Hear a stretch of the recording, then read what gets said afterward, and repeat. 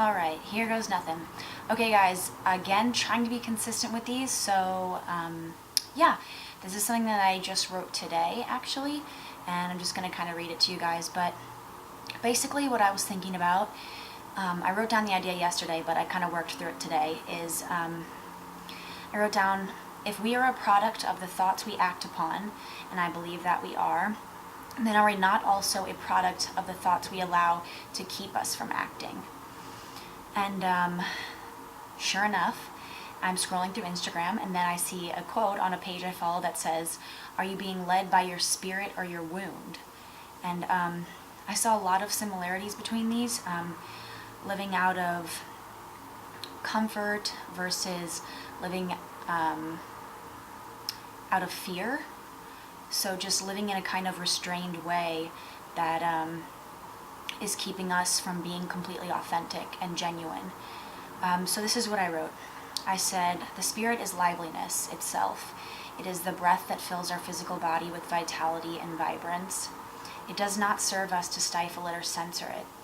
To selectively sift through the impulses of the spirit is like slowly suffocating the authentic self.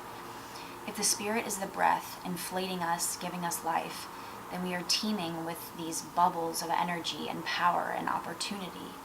But what happens when experience or scars or insecurities or anxieties created by the mind alert us like warning lights to suppress certain bubbles? Those bubbles we flag as unacceptable or unsavory don't simply dissolve, and their contents don't magically evaporate.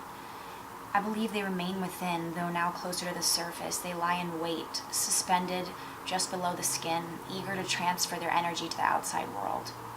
But are we not also bottling up the negative sentiments that we've now associated with them?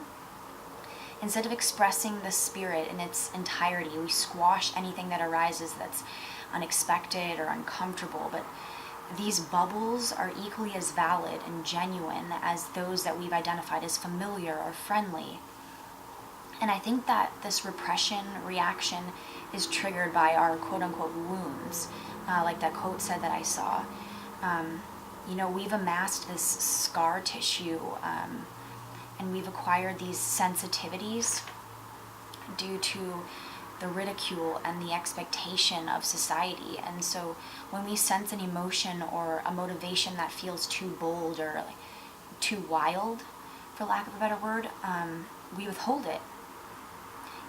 And instead of retreating behind this feigned sense of control, I think we need to rise with those taboo bubbles, the ones that we've marked as taboo. We should cling to those innate impulses that have the power to stir so much deep within us.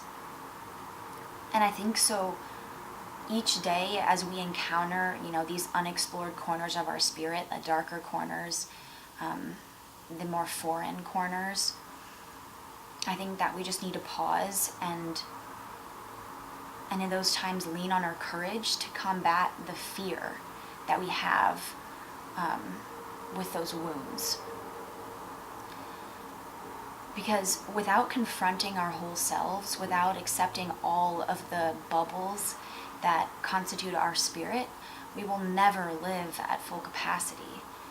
We will constantly feel slightly or marginally short of breath, to keep the expression going. But perhaps if we allow our spirit to be expressed uninhibited, we will find that the universe is much more receptive than we imagined.